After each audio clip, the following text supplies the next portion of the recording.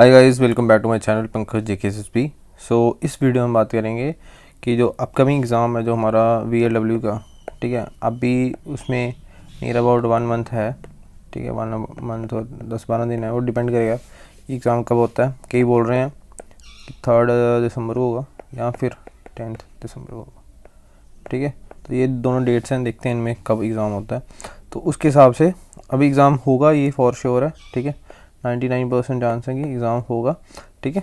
और इसमें अभी देखते हैं कि सिलेबस क्या है, कैसे अभी इस टाइम पे जो बचा हुआ टाइम है इसमें आपको कैसे फोकस करना चाहिए ताकि आप मैक्सिमम स्कोर करें, ठीक है। तो चलो सबसे पहले सिलेबस देखते हैं।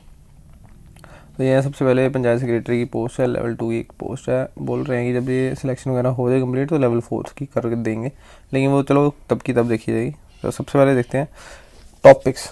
इसमें सबसे पहला टॉपिक जो है वो है general awareness with special reference to JNK। Second है जनरल इंग्लिश कॉम्प्रिहेंशन। थर्ड है जनरल इंटेलिजेंस रीजनिंग। फोर्थ है क्वांटिटी एप्टीट्यूड जिसको मैथ्स बोलते हैं। और फिफ्थ है बेसिक नॉलेज ऑफ कंप्यूटर्स, ठीक है। तो स्टार्ट करते हैं। पहले देखो, इसमें मैं 2 चीज़ें बताऊंगा। सबसे पहले वो बच्चे जिन्होंने पूरा सिलेबस कंप्लीट कर दिया हुआ, ठीक है। उसके बाद फिर वो बच्चे जिनका अभी थोड़ा बहुत कंप्लीट है और मतलब बस थोड़ा बहुत बेसिक टच किया, वो क्या कर सकते हैं। मैक्सिमम स्कोर करने हैं। स्ट्रैटेजी रखो 100 में से 100 मत स्कोर करो, स्ट्रैटेजी रखो मैक्सिमम स्कोर करनी है, ठीक है। तो चलो सबसे पहले जिन्होंने कंप्लीट कर दिया है सिलेबस वो, जैसे ये टॉपिक आया पहले general awareness with special reference to JNK UT। अब क्या करो, सबसे पहले तो जो हमारे करंट इवेंट्स और ये हैं नेशनल और इंटरनेशनल इंपॉर्टेंस के जितने बना लिए, अब उनको सिर्फ रिवाइज़ करो। जो अपने नोट्स हैं उनको रिवाइज़ करो। मतलब जो आपका ये GK वाला पार्ट है ना, आपने कर लिया है, आप सिर्फ रिवीजन करो। एक दिन पकड़ लो पॉलिटिकल डिवीजन, ठीक है, फिजिकल डिवीजन पकड़ लो, फिर क्लाइमेट क्रॉप्स पकड़ लो, ट्रांसपोर्ट पकड़ लो, एक दिन सेंसस पकड़ लो, ठीक है। उसके इंपॉर्टेंट स्टैट्स, ठीक है, वो उनको रिवीजन मारते रहो। ये लेक्स वगैरह, रिवर्स, इंपॉर्टेंट रिवर्स, ठीक है। सबसे बड़ी लेक कौन सी है, सबसे ये खारे पानी की लेक कौन सी है, ठीक है। Sambhar lake, Chilika lake, Wular lake, ये सब इंपॉर्टेंट लेक्स हैं, ठीक है। ठीक है, एक और जो है फ्लोटिंग लेक है, ठीक है। आपको बताना है कि फ्लोटिंग लेक कौन से स्टेट में है, ठीक है, फ्लोटिंग लेक। उसका culture, Indian culture, Indian heritage, ठीक है। ये मेरे को लगता नहीं, चलो वैसे जिन्होंने कंप्लीट किया है उनके लिए तो उन्होंने बेसिकली इन सब की अभी रिवीजन स्टार्ट कर दो, एक एक टॉपिक पकड़ के, ठीक, समझ लग गया। अब उसके बाद आ जाओ जनरल इंग्लिश एंड कॉम्प्रिहेंशन। अब इंग्लिश में एंड कॉम्प्रिहेंशन अगर आपने सारे टॉपिक्स किए हुए हैं, मॉडल्स, आर्टिकल, रीडिंग कॉम्प्रिहेंशन, ठीक है। अब क्या करो, प्रैक्टिस करो MCQs की, ठीक है। MCQs की प्रैक्टिस करो, ठीक है। और देखो तुम्हारे कहाँ पे कौन सा एरिया वीक है, ठीक है। इसकी ओवरऑल MCQs की प्रैक्टिस करते रहो। उसके बाद इंटेलिजेंस, ये हमारा रीजनिंग, ठीक है। इसमें नंबर सीरीज, लेटर सीरीज, जहाँ से आपको MCQs मिलते हैं वहाँ पे इनकी प्रैक्टिस करो। जो वीक एरिया है वो आप कमेंट सेक्शन में मेरे को बता सकते हो, या फिर जो भी आपको वीक एरिया है वो आप नेट पे यूट्यूब पे सर्च करो, ठीक है, और आपको मिल जाएगा और उसको प्रैक्टिस करो। जो वीक एरिया है उसको भी ज़्यादा प्रैक्टिस करो, कुछ 10-15 दिन, ठीक है। उसके बाद फिर से रिविजन मोड में आना, ठीक।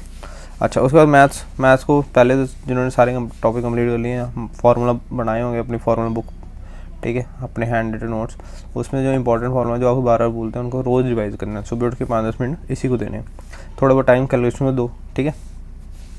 ये हो गया। उसके बाद नॉलेज ऑफ कंप्यूटर्स, तो कंप्यूटर्स के लिए, ठीक है, जो आपने नोट्स बनाए हैं अभी उस पर रिलाई करो, ठीक है। और MCQs, जितने MCQs हैं वो पढ़ो, ठीक।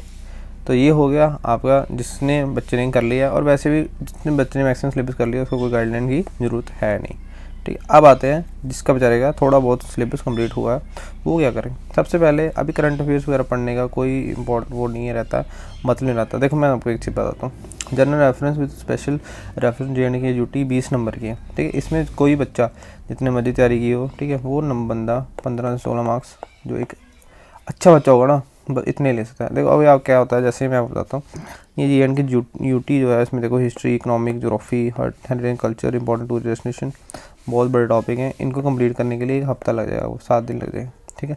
और इस 7 दिन में से जो इनके इस टॉपिक क्वेश्चन आएंगे, एक आएंगे मैक्सिमम 2 आ जाएंगे, ठीक है। तो अब क्या होगा, एक दो अगर 2 आ गए, लेट्स सपोज 2 क्वेश्चन आ गए, तो आप एक क्वेश्चन पूरा पढ़ा भी होगा ना तब भी नहीं कर पाओगे, ठीक है। और एक बचा हुआ क्वेश्चन आप कर लोगे, तो एक क्वेश्चन के लिए जहाँ अगर लेट्स सपोज आप 2 भी कर लेते हो, मान लिया आप 2 कर लेते हो, 2 क्वेश्चन 7 दिन पेश कर दी। अभी यही 7 दिन आप मैथ्स, रीजनिंग ऐसे टॉपिक्स पे लगाते तो आपको इसका डबल रिजल्ट मिलता, 4 क्वेश्चन आप करके आते हैं, ठीक है। तो अभी आपको ये देखना पड़ेगा कि आपने कहाँ पे एफर्ट्स ज़्यादा डालने हैं। ठीक है। तो मैं ये कहूँगा कि अगर आपने क्या बोलते हैं अभी तक नहीं स्टार्ट किया तो आप क्या करो, सिर्फ और सिर्फ MCQs लगाओ। ठीक है, MCQs लगाओ। MCQs कैसे लगाने, जैसे कि करंट अफेयर्स के MCQ लगाए और जो इंपॉर्टेंट है उसको लिख लिया। ठीक है, उससे आगे थोड़ा बहुत रिलेटेड इन्फॉर्मेशन भी लिख ली बस। ठीक है, ये आपको कब तक करना है, ये आपको करना है नियर अबाउट 20 नवंबर तक। ठीक है, फिर उसके बाद इन नोट्स की रिवीजन करना स्टार्ट कर देना। ठीक, पॉलिटिकल एंड फिजिकल डिवीजन जिन्होंने किया हुआ है, ये सब ये टॉपिक्स जिनको नहीं पता है, बुक सोर्स वगैरह पूछ रहे हैं, तो ये लूसेंट से कर लो, बेस्ट है। ठीक है, लूसेंट से सारी चीज़ें हैं, freedom women fundamental, PSP, science technology. उसके बाद क्या करो, इसके लिए JN की यूटी पढ़नी है तो एक बुक आती है यार, नॉर्मल कोई भी मतलब बुक ले लेना, JNK की GK की तो मिल जाएगी आपको। ठीक है, सस्ती मिलती है तो बुक ले लेना, और इसमें सब में मोर और लेस सेम ही है। ठीक है, तो ये पढ़ लेना। उसके बाद ये गवर्नमेंट स्कीम्स है, ये रोज़ का एक स्कीम पढ़ ली, जैसे मनरेगा पूरा पढ़ा, जब टाइम बच गया तो आपने नेट पे सर्च किया मनरेगा, इसमें क्या था, कब स्टार्ट हुई, किसने लॉन्च की, ठीक है, कौन से ओकेजन में लॉन्च हुई, ये सब पढ़ सकते हो। इतना डीप में आएगा नहीं, लेकिन आप पढ़ सकते हो। ठीक है, तो ये आपको क्या करना है, जनरल अवेयरनेस कैसे करनी है, पहले तो लूसेंट पढ़ो। ठीक है, लूसेंट में एक शॉर्ट फॉर्म ही दिया हुआ है। ठीक है, उसको 2-3 बार रिवाइज़ करो, हो जाएगा, टेंशन लेने की बात नहीं है। उसके बाद इंग्लिश की अभी कोई रूल्स वगैरह मत पढ़ो, सीधा जाके MCQs सॉल्व करो। ठीक है, इसके मैं MCQs लाऊंगा।